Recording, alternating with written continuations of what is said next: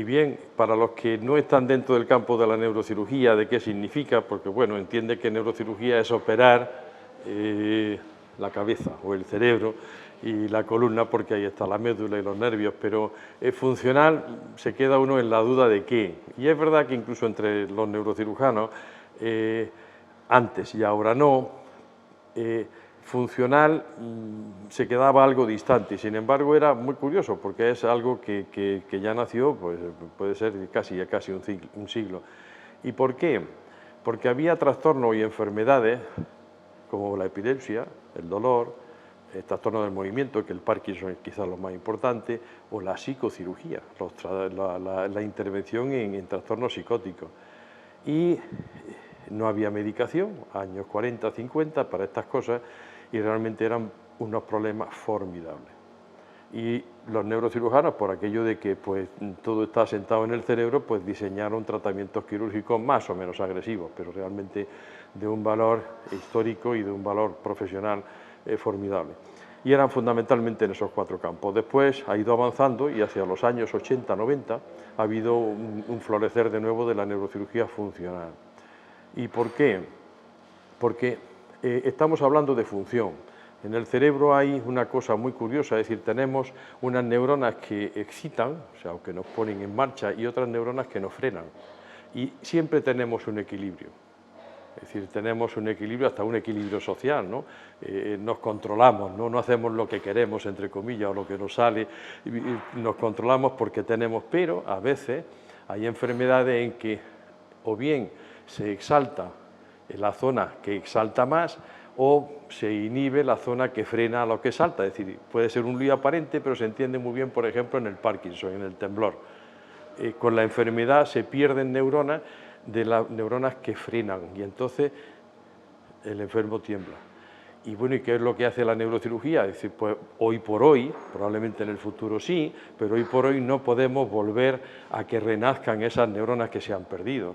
Entonces lo que hacemos es, por ejemplo, inhibir funcionalmente, no matarlas, pero inhibir funcionalmente poniendo un estimulador, inhibir funcionalmente las neuronas que hacen temblar y el enfermo deja de temblar. En la epilepsia pasa lo mismo, hay unas neuronas que están exaltadas, que es el foco epileptógeno, y lo que hacemos es un estudio complejo para saber dónde está.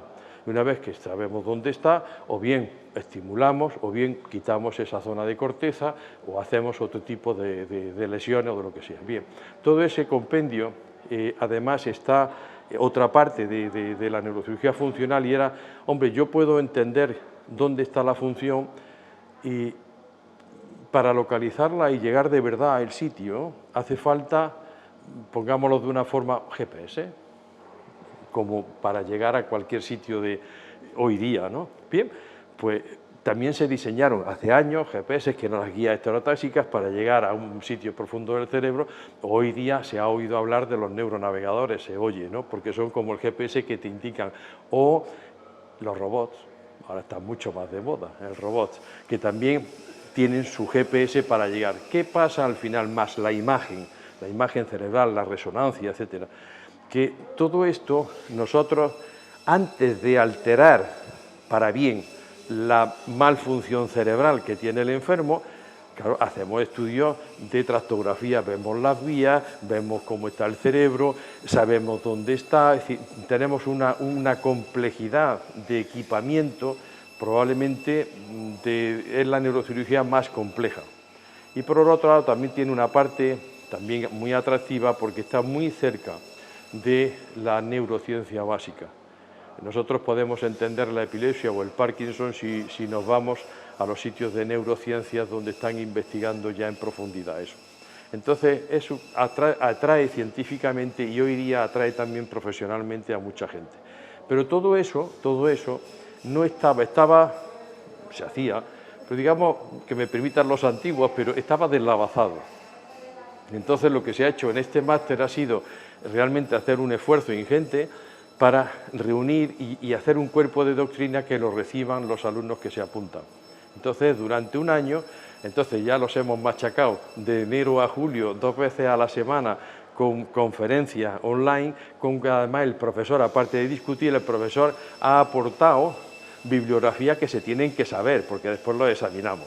Ya han aprobado sus cosas y ahora vienen las dos partes. Uno es el trabajo fin de máster que tienen que hacer con el tutor y tienen que hacer un trabajo sobre algún punto determinado. Y estas prácticas que para mí, yo creo que para el doctor Olivares, pues es un orgullo y al contar con Llavante. ¿Y por qué? Porque en 4 días que estamos aquí hay un 20% de profesionales que vienen de Latinoamérica y bien, se montan, como está viéndose en esta sala, se montan como si fueran quirófanos, con cabezas y tratadas de forma adecuada y de manera que tiene el neurocirujano, van de 2 en 2 y se van ayudando, pero para hacer una craniotomía, cómo se reseca un lóbulo temporal, etcétera, y disponen de microscopios, de esoscopio, endoscopio, motores, aspirador, etcétera, toda la tecnología que tiene un cirujano en su quirófano real. Un poquito más barato, porque eso no podemos por ahora disponer de tanta potencia económica, pero es suficiente para aprender.